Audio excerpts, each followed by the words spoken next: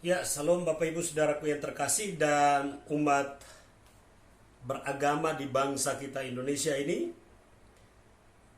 Saya akan menanggapi permintaan maaf Saudara Yahya Waloni yang tersiar secara terbuka melalui media sehingga semua orang atau mungkin sebagian dari kita mengetahui informasi tentang berita tersebut. Menyangkut dengan permintaan maaf Saudara Yahya Waloni kepada umat Nasrani yang ada di Indonesia, saya menanggapi bahwa itu bagian daripada kesadaran. Tapi kesadaran yang harus berdasar dari hati nurani yang murni, hati nurani yang benar. Tidak termotivasi oleh sesuatu yang terselubung dan memberikan efek yang baik untuk masa mendatang, ya, di kalangan umat beragama khususnya Kristen dan Islam. Maka itu adalah berita baik untuk kita Kristen dan Islam di bangsa kita ini. Mengapa? Karena setiap tokoh agama yang muncul dari Islam dan Kristen di bangsa ini, hari-hari ini kita lihat ada begitu banyak perbedaan-perbedaan yang mengandung unsur yang negatif. Nah, karena itu dari permintaan maaf Saudara Yahya Waloni, saya mau katakan bahwa itu bagian daripada sebuah sikap yang baik. Lepas daripada motifnya, apapun bentuknya, saya secara pribadi pun juga tidak mau mengetahui lebih jauh. Tetapi harapan saya adalah itu mengandung motif yang baik untuk hubungan antara umat beragama, khususnya Kristen dan Islam. Ya, saya mau menanggapi dengan pernyataan daripada Tuhan Yesus Kristus ketika mendengar sebuah pertanyaan yang luar biasa dari Rasul Petrus. Petrus bertanya kepada Yesus dalam Matius 18 ayat 21 dan 22. Kemudian datanglah Petrus dan berkata kepada Yesus, "Tuhan, sampai berapa kali aku harus mengampuni saudaraku jika ia berbuat dosa terhadap aku? Sampai 7 kali?" Yesus berkata kepadanya, "Bukan, aku berkata kepadamu, bukan sampai 7 kali, melainkan sampai 70 kali 7 kali. 70 kali 7 kali. Mengampuni 70 kali 7 kali. Jadi artinya tidak terhitung hanya 7 kali, tetapi 70 kali 7 kali. Dan itu menunjukkan bahwa kesiapan untuk memberikan pengampunan itu harus siap sedia, baik atau tidak baik waktunya. Terancam atau tidak terancam. Nah, karena itu ketika permintaan maaf Saudara Yahya Waloni, saya katakan tadi, kalau itu lahir dari hati yang murni, maka kami tetap memberikan pengampunan atau memaafkan dari hati yang murni. Nah, kalaupun itu lahir bukan dari hati yang murni, tetap kami harus melakukan tugas kami, yaitu mentaati perintah Tuhan Yesus untuk memberikan pengampunan atau memaafkan 70 kali 7 kali. Harus dari hati yang murni.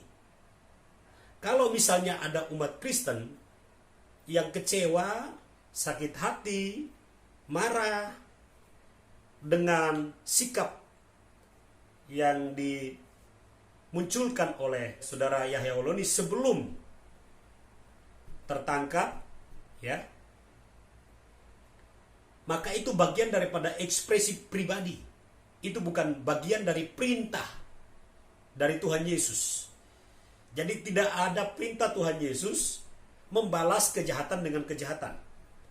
Tidak ada perintah Tuhan Yesus untuk menolak permintaan maaf. Tidak ada perintah Tuhan Yesus untuk dendam, kepahitan, sakit hati, kecewa, dan membalas kepada orang yang menyakiti, siapapun orangnya. Jadi kita betul-betul diberikan kesempatan dan kepercayaan. Ini luar biasa. Ini yang kita betul-betul pahami. Dan mungkin saudara Yahya Woloni pernah juga waktu sebelum pindah ke agama Islam sudah pernah membaca ayat ini. Dan pasti kagum, kok bisa mengampuni 70 kali 7 kali. Kok bisa?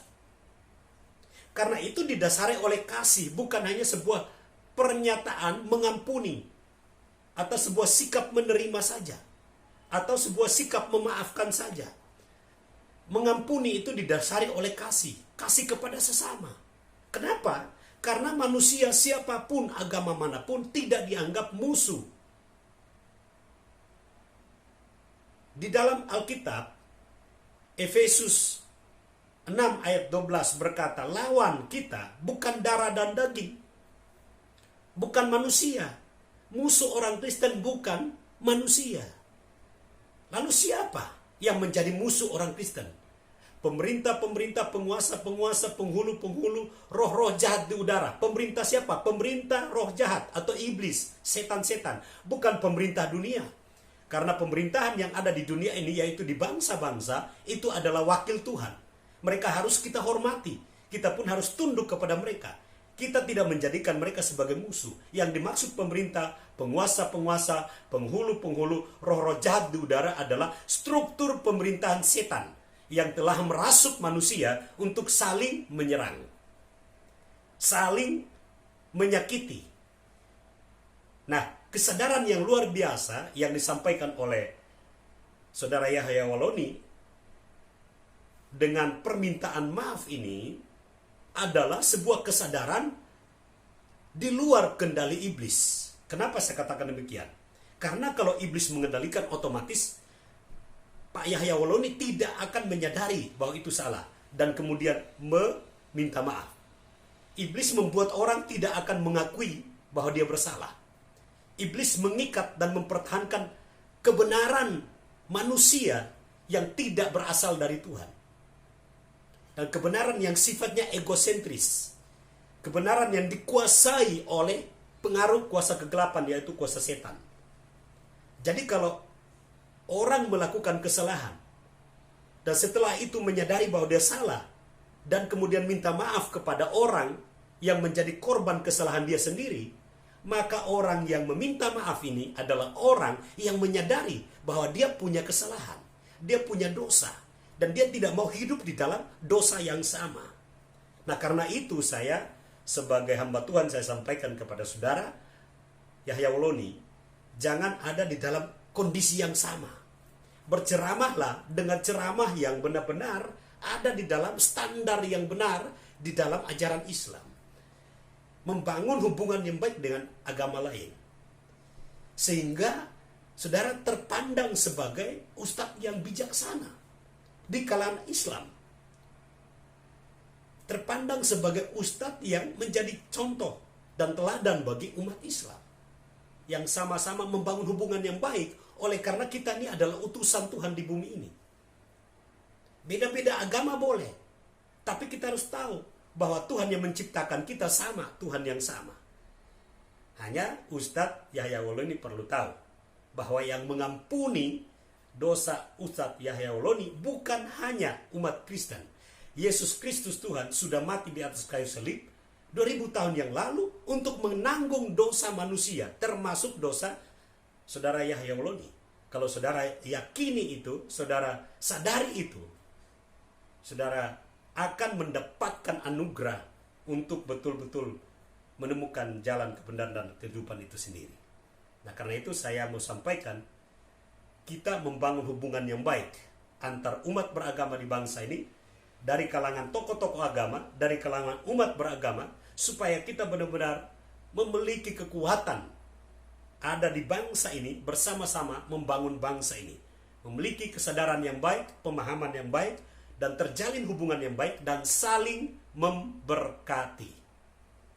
Itu saja yang dapat saya sampaikan untuk saudara Ustadz Yahya Waloni dan semua yang menyaksikan video ini. Tuhan Yesus memberkati semuanya.